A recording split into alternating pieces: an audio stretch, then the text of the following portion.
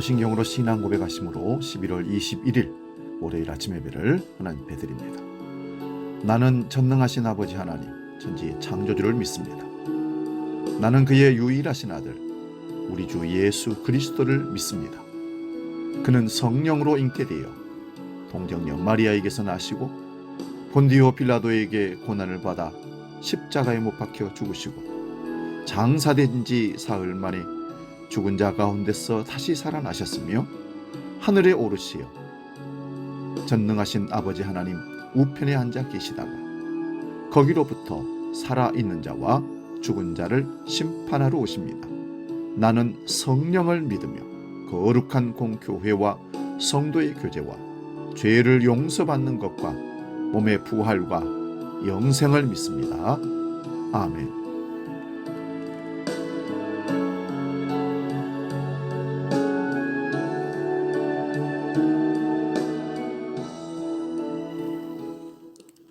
찬송가 357장 주 믿는 사람 일어나 함께 찬송합니다.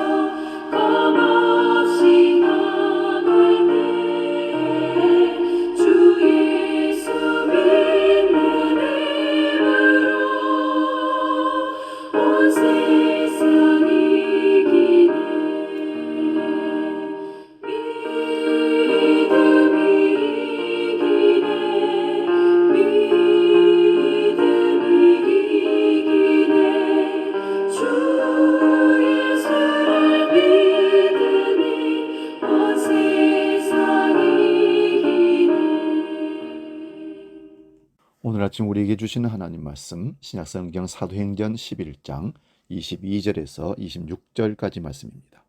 신약성경 207면에 있습니다. 이 말씀 봉독할 때에 살아계신 하나님의 음성을 들을 수 있기 바랍니다. 사도행전 11장 22절에서 26절 지금 봉독합니다. 예루살렘 교회가 이 사람들의 소문을 듣고 바나바를 안디옥까지 보내니 그가 이르러 하나님의 은혜를 보고 기뻐하여 모든 사람에게 굳건한 마음으로 주와 함께 머물러 있으라 권하니 바나바는 착한 사람이요 성령과 믿음이 충만한 사람이라.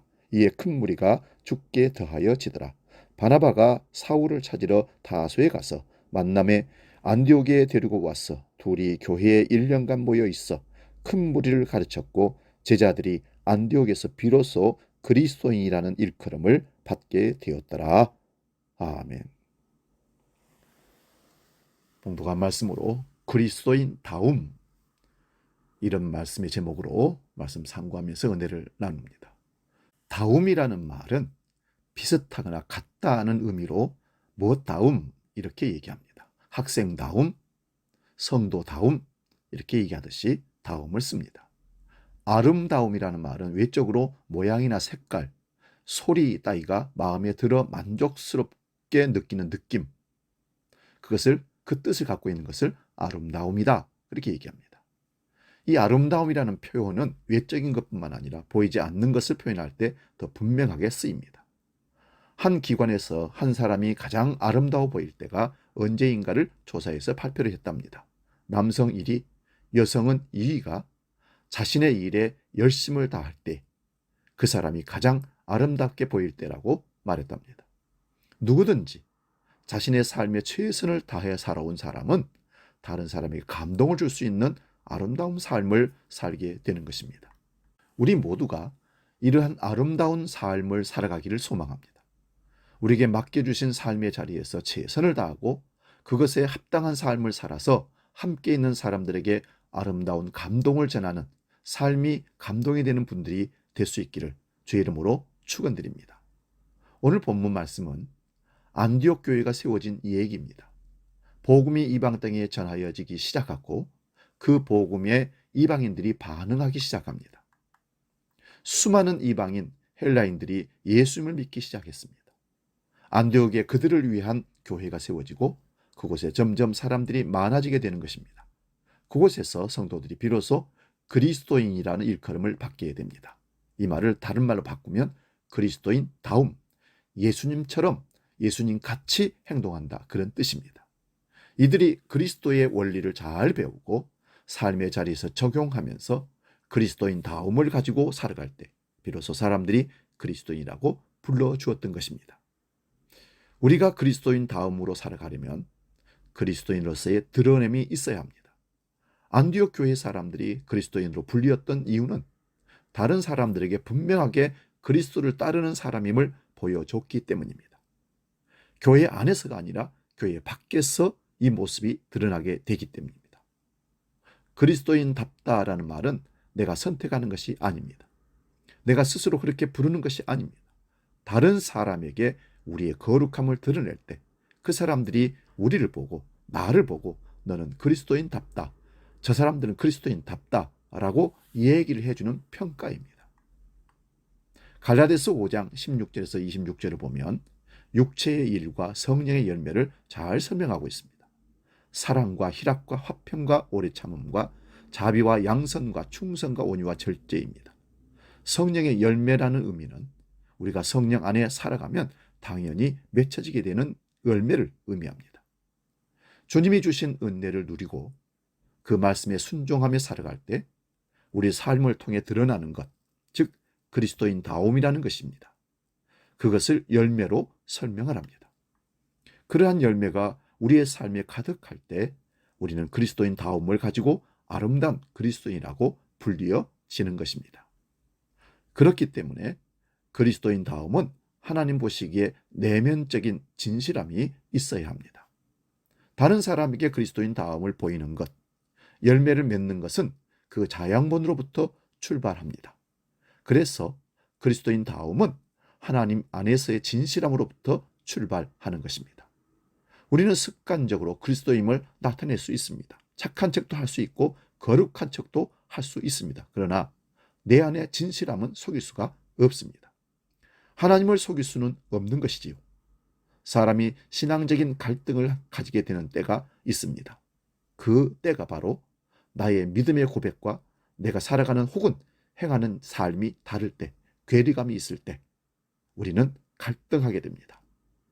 교회에서는 성결하게 살 것을 선포하는데 나의 삶의 현장에서는 그렇게 살지 못할 때 우리는 죄책감을 가지게 되고 신앙적인 갈등을 하게 되는 것입니다. 그리고 홀로 있을 때와 다른 사람에게 보이는 나의 모습이 다를 때 갈등합니다. 이것을 극복하기 위해서는 하나님 앞에 진실함으로 서는 자녀가 되어야 합니다. 이것을 코람데오, 하나님 앞에서 진실되게 서야 하는 삶을 코람데오라고 합니다. 하나님 앞에서 거짓되게 살 수는 없지 않습니까? 다 알고 드러나는데 감출 수가 없지 않습니까? 오늘도 우리는 코람데오의 삶을 살아낼 수 있기를 축복합니다. 마지막으로 그리스도인 다음으로 살아간다는 것은 삶의 방향 속에 그리스도의 흔적이 있어야 합니다. 우리가 걸어가는 길의 방향이 그리스도가 보이신 길일 때 우리는 아름다운 그리스도인으로 살아갈 수 있는 것입니다. 그리스도인은 그리스도의 길을 따라가는 사람들이기 때문입니다. 그 길을 우리는 사명이라고 부릅니다. 사명을 가지고 삶을 살아가는 사람은 아름다운 사람입니다. 안디옥 교회의 성도들은 믿음으로 그리스도인이라는 이름을 가지게 되었고 그들은 오히려 유대 교회를 돕는 자들이 됩니다. 이것이 바로 사명입니다.